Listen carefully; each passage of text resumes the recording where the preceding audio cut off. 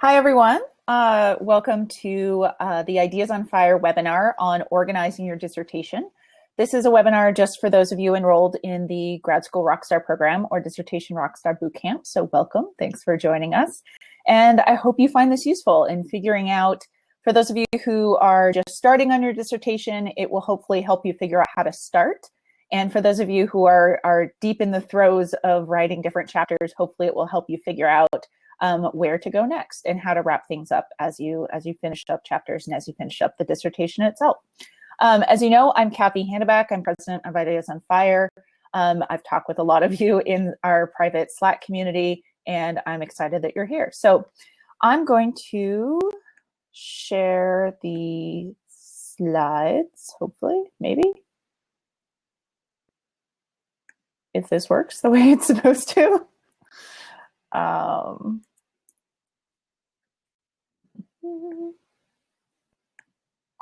Okay. So that should come up. And we're going to go full screen. Very nice. Okay. I'm going to put my video down so you can read the slides better, so it's bigger font, and then I'll put my video back up at the end of the webinar. In the meantime, if you have questions as I'm going through things, you can put them in the chat box on the right-hand side of the screen, and I'll be sure to get to them at the end in the Q&A. So let's make my video go down. There we go. Okay. So let's start off thinking about the types of organization that we're talking about when you're writing a dissertation. So I'm going to be focusing on two kind of levels or types of organization. The big picture organization, we might think of that as the forest level. That's the level of the dissertation itself, the entire thing as an object. So that will involve things like the order of particular chapters. Does this chapter need to be chapter 1? Does this chapter need to be chapter 4, etc., as well as the order of writing. So how to decide which chapter to write first or which chapter to write next. I'm also going to be talking about small picture organization. So what goes in each individual chapter. And we can think of these kinds of questions, a small picture organization, as in this, tree metaphor, as the trees, the branches, and the leaves themselves, that together comprise the big picture forest of your dissertation. Okay, so I'm going to start off talking a little bit about patterns. So one of the ways that a lot of students find useful to start working into their dissertation is to start looking at the actual archival objects or the case studies they're looking at. So depending on your field, you might call these things something different. If you're in anthropology or sociology, these would include things like your interviews, your ethnographic texts and quotes. If you're working in literary studies, these might be books, these might be novels, these might be plays, these might be texts of various sorts. If you're in interdisciplinary programs like cultural studies or women's studies or African American studies, this might be a mixture of all kinds of different objects. You might have some films, you might have some television episodes, you might have some YouTube videos, you might have some advertisements, you might have some novels, you might have some pieces of legislation or speeches from people. You might have a mixture of different kinds of objects. Whatever your field calls these things, I'm going to be calling them archival objects. If that word kind of throws you off, the archive element of it, just swap out whatever term you use to describe the things that you're actually making claims about in your dissertation. So to get started, I want you to look at the actual archival objects or case studies that you have. Pick some of those and start writing about them. This can take the form of free writing, this can take the form of notes, this can take the form of little blurbs of analysis or little kind of notes to yourself about what a particular element in that archival object or case study or ethnographic interview entails. And this doesn't have to be formal writing. It will cohere later, perhaps, into formal writing, but don't focus on that when you're just getting started. Forget about argument at this point. Forget about what it all adds up to or what it all means. You're focusing on individual texts, individual archival objects as a way into what will become your dissertation project. Or for those of you who are already in your dissertation project, this is sometimes a useful way to start making some sense amongst the noise. So start small, start with the actual texts and figure out what you have to say about them first. Once you've compiled some writing about your different archival objects, you're going to start coding those pieces of writing. Again, depending on your field, the term coding might be a relevant one for you. In other fields, it might be a term that might be more useful is looking for patterns. The goal with this step is that you're trying to find the themes and the sub-themes, which is a hard word to say, sub-themes, that you find across your archival objects or case studies. This is a chance for you to group like objects together. So for instance, let's say you're looking at a film, you're looking at an episode of a television show, and you're looking at a piece of immigration law, right? Let's say these are 3 of your archival objects that you think you want to talk about somewhere in your dissertation. You'll probably have more objects than that, but for the sake of an example, we're going to pick 3. You've written some notes about them. You've jotted down what you find interesting about them, what you might want to say about them. You're going to start looking for themes across the different archival objects that you've gathered. Maybe you start to notice, for example, that this piece of legislation, that film, that television show, and that interview you did with that artist all seem to cohere around the theme of agency, or they all seem to cohere around the theme of immigration law, or they all seem to cohere around the theme of feminism. Whatever it is, depending on the topic that you're writing about, right? But you're going to find those patterns across the different objects that you're looking at. You're going to notice that some objects have themes that no other objects do, right? So those are objects that don't seem to fit with the other objects in your tool belt, in your tool case. We're going to set those aside for the moment. Those objects, those archival objects, those case studies, those interviews, whatever it is that you're talking about, those texts, they might wind up in a later chapter. They might wind up in a different article. They might wind up in your next book. But if they don't have any connecting pattern that links them to any of the other objects that you're talking about, I want you to set those aside for the moment. So once you've coded your notes, or coded your kind of themes that you found across your archival objects, you're going to start grouping those together. So maybe one theme, to go back to my previous example, is feminism. Maybe another theme is immigration law. Maybe another theme is history, right? And your themes might be more specific than this. They might be, immigration law in the 1920s in the United States, for example. But whatever they are, start grouping those objects together under those themes. So you have a pile, virtual or physical, of objects that have something to say about feminism. You have a pile of objects that have something to say about immigration law. You have a pile of objects that have something to say about history, right? Those themes are going to be your chapters. You're going to further hone those themes. You're going to make them more specific, right? Feminism is a way too giant a category to be an entire chapter, to be a single chapter, right? But you get the idea. Those themes are going to become the backbone of your single chapters. Sub-themes are going to go within those chapters, right? So let's say, for example, you have your pile of objects that have something to do with feminism. You have some films in there, you have some interviews in there, you have some speeches in there, you have maybe some television shows, pieces of legislation, etc., right?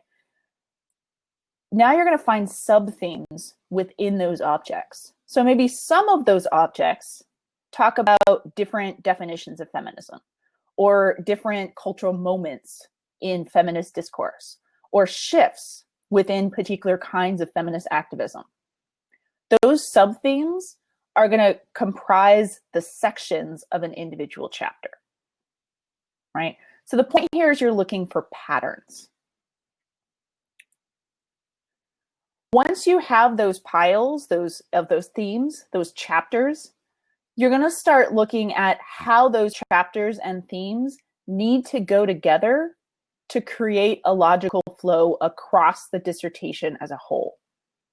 So for instance, which chapter needs to come first so that readers already understand, have already been introduced to something and understand something, so that when they get to the next chapter, they can apply that concept to a different example, right? What's the logical order that you need to present these themes such that a reader can follow your argument and your thought process across the entire dissertation?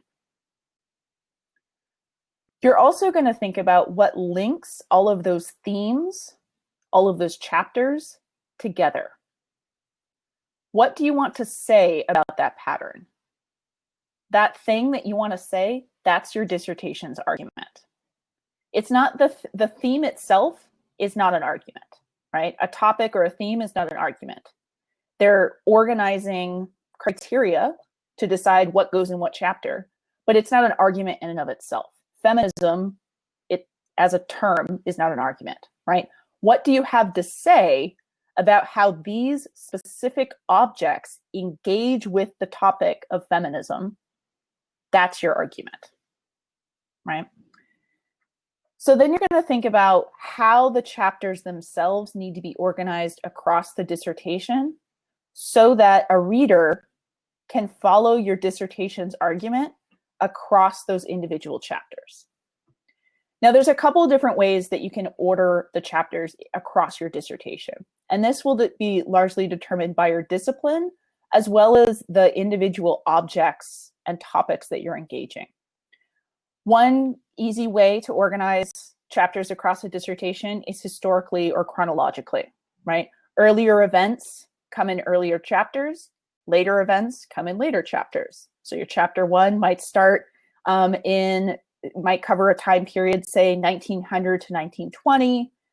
The middle 2 chapters might engage the decades of 1920 to 1970, and the latter part of the dissertation, the latter chapters, might engage post-1970 stuff, right? So historically or chronologically.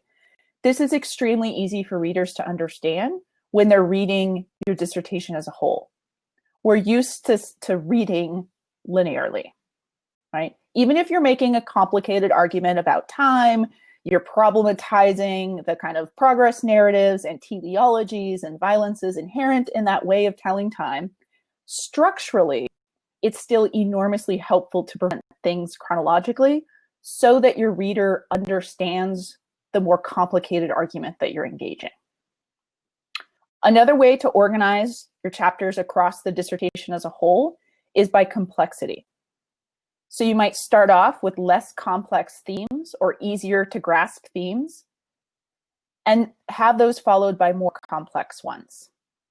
Again, think about your reader here, right? If you jump right in after your introductory chapter, if your first chapter of your dissertation is the hardest for a reader to understand, you're not doing them any favors, and you're not doing yourself any favors, because presumably you want them to be able to follow your point. That is why they are reading your dissertation, right? So if you organize your chapters from less complex to more complex, you help your reader build understanding across the manuscript as a whole.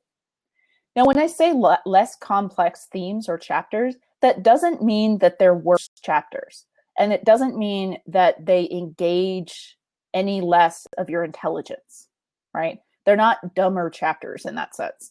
It's just that the concepts that they introduce and that you're asking a reader to comprehend are not as complex as the ones that you present later in the text.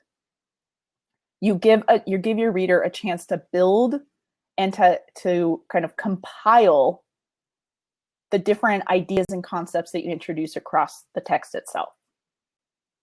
Another way of organizing chapters across the dissertation, so which chapter comes first, which chapter comes next, etc., is by using simultaneous timelines. Now, this only works for certain dissertation topics. For those of you who have more historical dissertation topics, this might not be the best use of it. But for those of you who are organizing dissertations that are more thematic, this might be a useful strategy. So in this concept, in simultaneous timelines, you would have, say, for instance, chapter 1 covering the same historical period as all the other chapters. So you have chapter 1 cover, say, 1900 to 1920. Chapter 2 covers 1900 to 1920.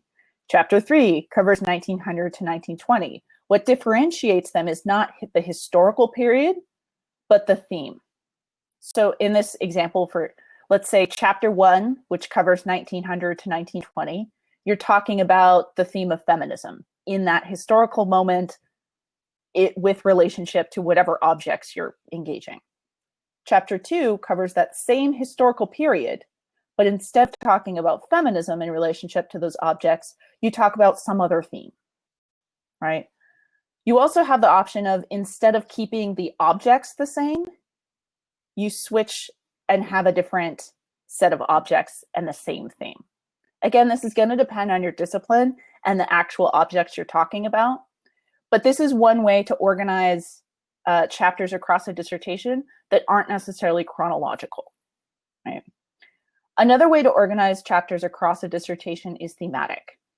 And for those of you writing particularly interdisciplinary dissertations, this might be a good place to start thinking about. So in this case, chapter 1 might introduce a concept that's needed to later understand chapter 2. Chapter 3 would introduce a theme that's later needed to understand chapter 4. This is a way of providing the information your reader needs to follow your argument across the chapters and across the dissertation as a whole. So what about organization within chapters themselves, right? I want you to go back to coding your archival objects when you're thinking about this. So once you've created your chapters, you know roughly what archival objects are going in what chapter, which interviews go here, which novels go there, which television shows you're going to talk about in that chapter, what films you're going to talk about in that chapter, what interviews or case studies you're going to talk about in that chapter, etc. And this can be rough. This can change over the course of a dissertation. You might find that that novel that you originally were going to discuss in chapter 1 actually fits better with the other text in chapter 3. That's perfectly fine.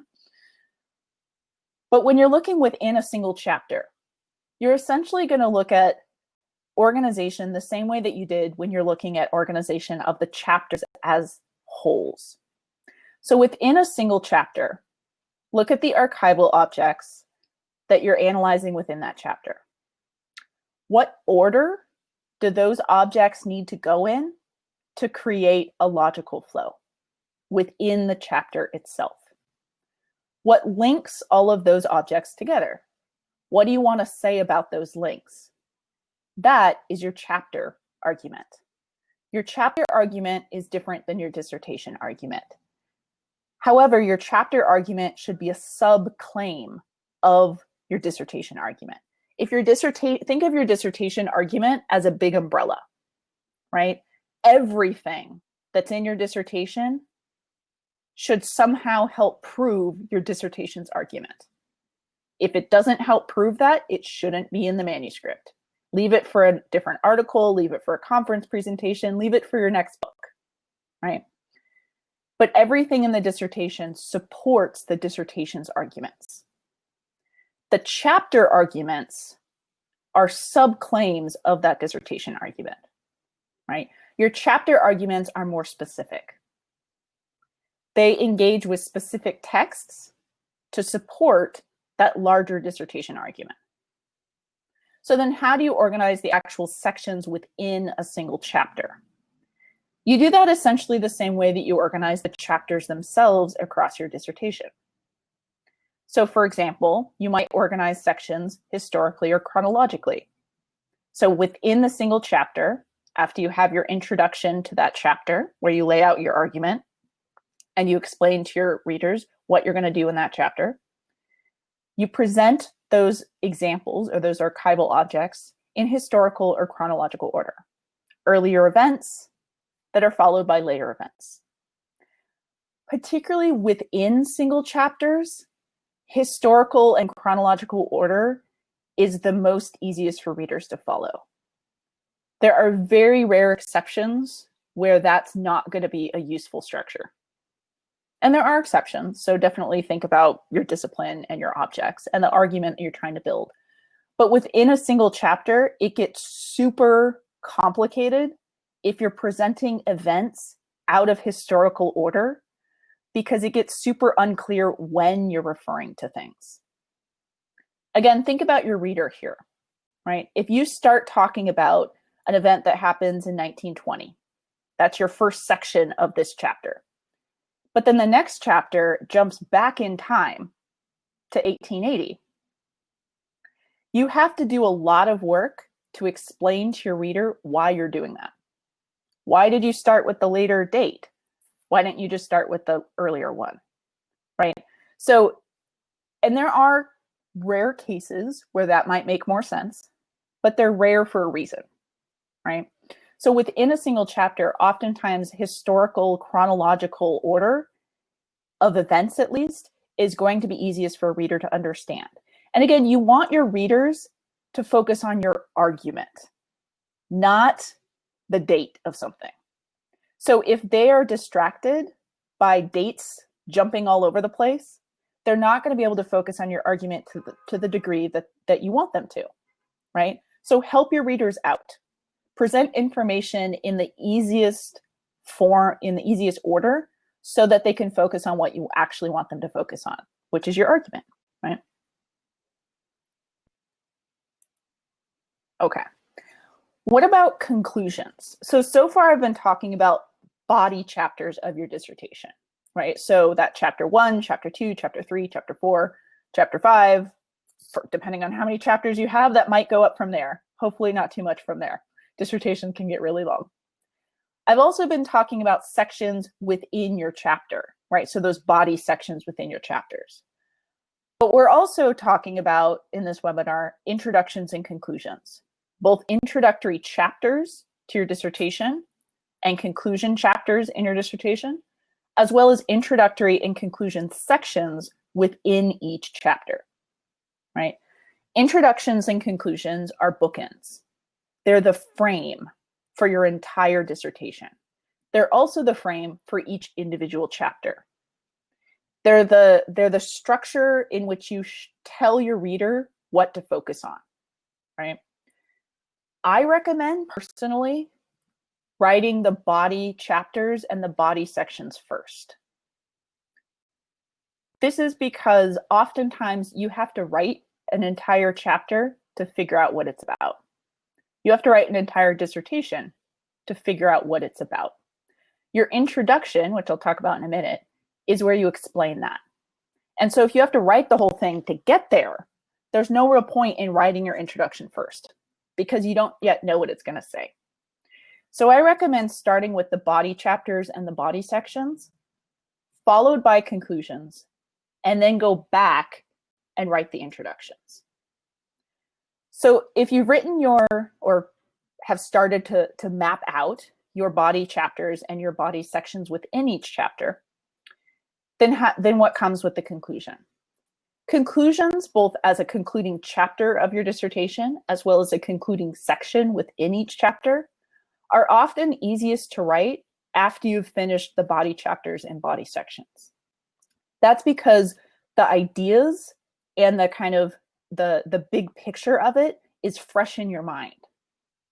In your conclusion, you're going to be answering, what do all those body chapters or sections add up to? What's the big point? What's the so what, right?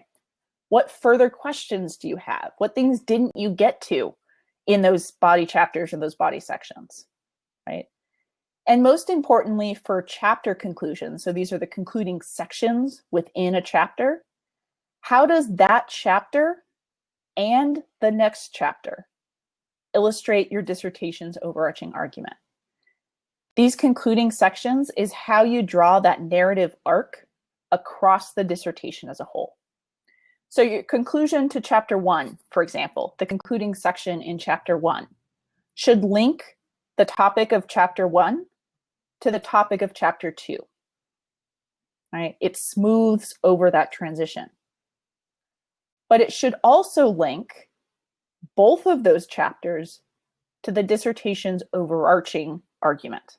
So how do the examples from chapter 1 that you've already discussed and analyzed so brilliantly, as well as the examples from chapter 2 that you're teasing your reader, I'm going to talk about in just 1 minute on the next page, how do all of those together help support your dissertation's overarching argument? That's what you put in the concluding section of each chapter. So how about introductions, right? If you've gotten through your body chapters, or you've begun to map them out at least, as well as the body sections of each chapter, you've figured out what goes in the concluding chapter, as well as the concluding section for each chapter.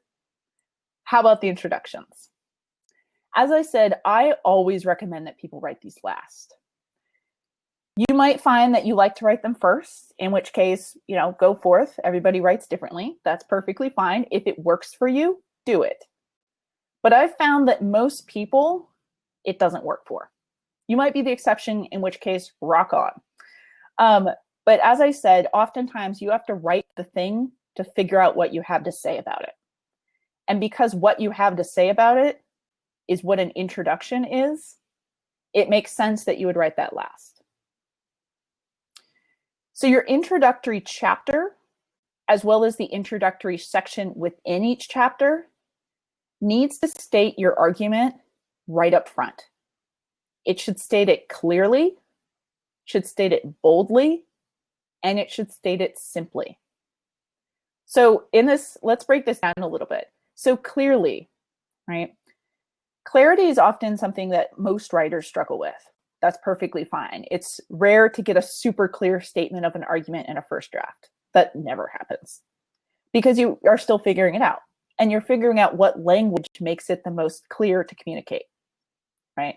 So when you're talking about stating your argument clearly, we're talking about using language that's easy to understand, that gets out of your own way so that your readers aren't tripping over the words, but instead focusing on the content, right?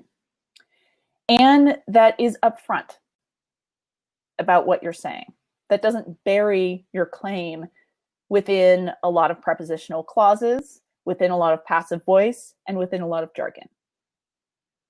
Clearly state your argument. Also boldly state your argument.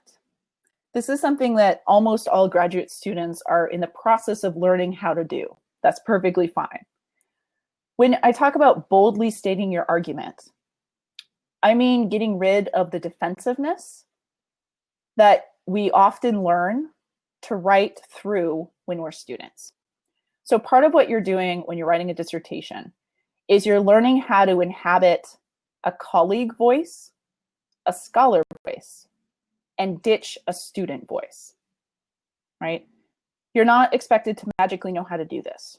You've been a student so far. That's the point. That's good, right?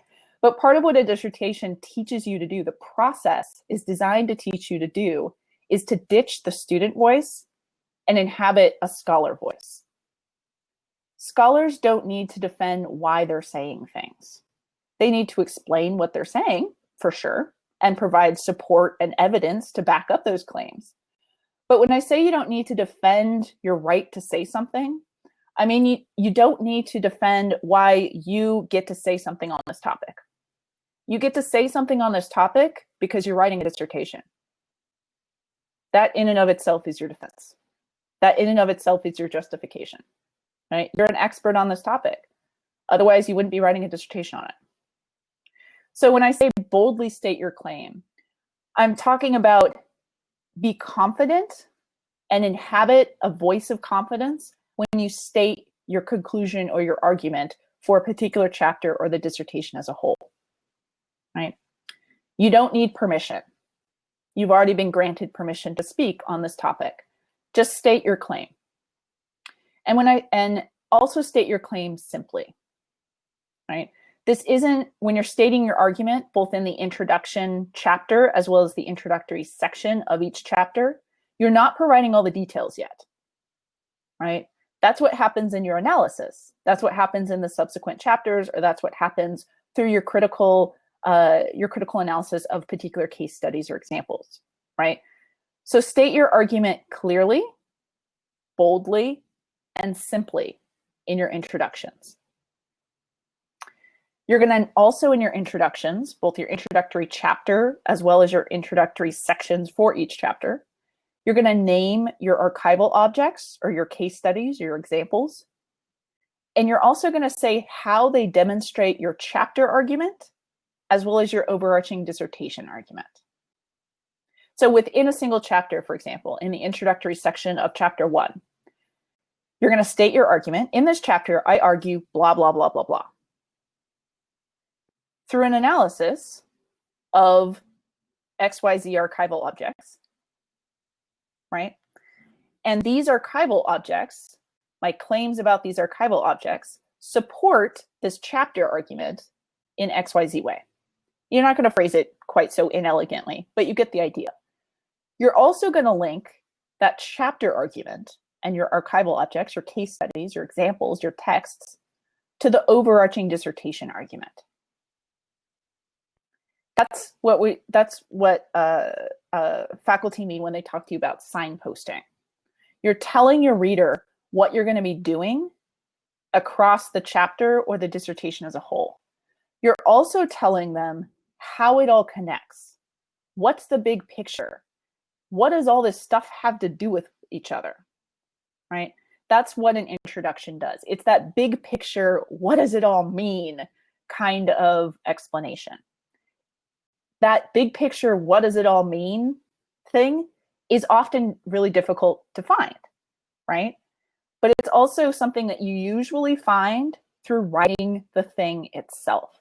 And that's why I recommend writing introductions last, because you might not yet know how it all connects. And that's perfectly fine. You'll figure it out through writing it. And that's what goes in the introduction. Okay, so then where to begin? Let's say, for those of you who, let's say you're just starting your dissertation, or maybe you're looking at your dissertation proposal. Maybe you haven't even started the project itself. One way to start, one way I often recommend starting, is to start with the objects, as I spoke about earlier, right? So start with your individual archival objects, your case studies, your interviews, whatever text it is that you're making claims about. Start with them. Write into them. Find your themes, figure out how they connect, figure out what order they need to go in to make logical sense. I also often recommend to students to pick a single chapter to start with. It's often tempting, particularly if you're at the very, very beginning stages and you're just getting going. You have all these ideas, you have all these objects, you have all these examples, and it's very tempting to write all the chapters all at the same time. That's extremely hard. And when people have difficulty finishing their dissertations, it often, not always, but often can stem from that approach. And the reason for that is if you're working on all the chapters or many chapters simultaneously, it's difficult to finish any one because your attention is spread too thin. If you instead pick a single chapter to write from start to finish, not literally write the introduction first, then the next section, then the conclusion, etc., but pick a single chapter to finish before moving on to the next one, it builds momentum. It gives you a sense of accomplishment. It gives you a task to figure out how to write a dissertation chapter through, and it gives you a finish line, right? And that gives you momentum going into the next one, and the next one, and the next one. It also helps you stick to a set of deadlines. So let's say you've picked your chapter to start with. You find the objects that are going to go in that chapter, and you start brainstorming what you need to do in terms of research, in terms of interviews, in terms of analysis, in terms of writing, to actually finish the different sections of that chapter, right? You put that together, you rock that out, you create your deadlines, you roadmap that chapter out. You can use the tool that we use in the Rockstar program. You work with your advisors, you work with your mentors, you talk it through in the Slack community with the coaches and with each other. And then you do the same for the next chapter, and the next chapter, and the next chapter. You write your conclusion. And then you take a look at the chapters you've written so far and go back and write the introduction. You might find that after you finish your introduction, you need to edit some of the chapters a little bit so that they more tightly cohere with what you've now come up with is your dissertation's overarching argument. That's how you edit. That's one of the best ways to edit. But you have to do that at the end, right? Because you don't yet know what the overarching umbrella thing is yet. So this is a good way to start if you're just beginning. But what happens if you've already started, right? Many of you are in the middle of your dissertations. Many of you are at the very end and you just need to power through and get that last chapter or two out the door and then you're done. So what happens if you're already started? For example, you might have a bunch of partially finished chapters and you're wondering how to finish. What I'm going to recommend is for you to pick one to finish in the next set of weeks. How many weeks is going to depend on your schedule, and it's going to depend on your situation. If you have a chapter that you can finish up in 2 weeks, do that one. If you have a chapter that you think you might need a couple months to finish, that might also be a good one to pick, right? But it's going to depend on your situation and it's going to depend on your schedule. But I'm going to recommend against picking the introduction as the chapter to finish, unless that's the only chapter you have left, in which case that's clearly the one you need to be working on. But when you're trying to decide, so let's say you need to finish chapter 1, there's some stuff you have to complete for chapter 4, and you still need to write the conclusion. Trying to decide between those 3 chapters. I want you to think about which one is going to help you the most right now. Is there, for example, among those 3 options, a chapter that will help you finish the other ones if it's done? So for example, if your chapter 1, if part of what you need to finish in chapter 1 is doing, writing up your analysis of a couple of interviews, let's say, and that's, once you do that, chapter 1 will be done. Let's say your chapter 4 comes back to those interviews. It would make sense for you to finish chapter 1 because you need chapter 1 to be done for you to finish chapter 4 because they're dealing with the same interviews. Does that make sense? Another way to think about what's going to help you the most right now is to think about what you're using the chapters for. Obviously, you're using the chapters to complete the dissertation itself, right? The administrative requirement of filing the dissertation. That's a very important priority, but it's not your only one, right? Some of you might be using pieces of dissertation chapters for job applications, or for conference presentations, or for grant applications, fellowship applications, etc. You might be publishing some of them. So these things can help you figure out which chapter is going to help you the most right now if you finish it.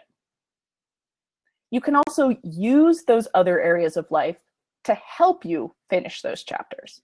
So for example, let's say you're trying to decide between, in our same example, chapter 1, chapter 3, and the conclusion. They all need finishing. You're not sure which one to focus on right now. But you also know that you have a conference presentation coming up that draws from chapter 4. Focusing on chapter 4 right now, because you have to write that conference paper, will help you finish that first, because you're using the fact that you have to write that conference paper to fill in chapter 4, right? So that in this example, chapter 4 might be the one to focus on. So you're going to pick the one that's most useful for you to finish next. right? In the next however many weeks that might be. It might be 2 weeks, might be 6 weeks, might be 8 weeks. But pick the one that's going to help you the most and do that one first. Once you're done with that, you're going to pick the one that's going to help you the most next and do that, right? And keep going down the line with however many chapters you need to finish. Okay, so I'm going to stop sharing this for a minute, if I can. Hello? Where did you? Oh, I see. Okay. Come back. There we go. Okay. And I'm going to ask if there are any questions. I know some of you are in the middle of writing your dissertation. Some of you are just getting started, and some of you are desperately trying to finish up in the last few weeks, which is great. And push on and let us know how we can help you. But are there any questions about either getting started, finishing up, or figuring out what order chapters should go in or what order sections of an individual chapter should go in? You can put any questions that you have in the chat on the right-hand side, and I can address them.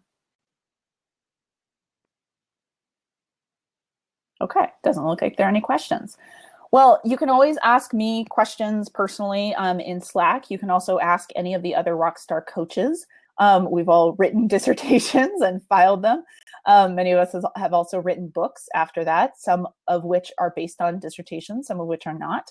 And so we're quite familiar with this process. We've also worked with a lot of students who are navigating this process. So hit us up in Slack. You're welcome to ask questions during office hours. You can also talk to your assigned individual coach if you want specific things addressed about your particular project, like if there's a specific issue that you're struggling with about, you know, what should I do with this weird interview that I got, or, you know, on this particular example, what should go first, or how do I figure out a good order for this? You can always ask us in Slack in office hours. Thank you so much for joining us for this webinar on organizing your dissertation chapters. Our next webinar is a public webinar open to everyone, so please invite your friends. And that's coming up on April 18th.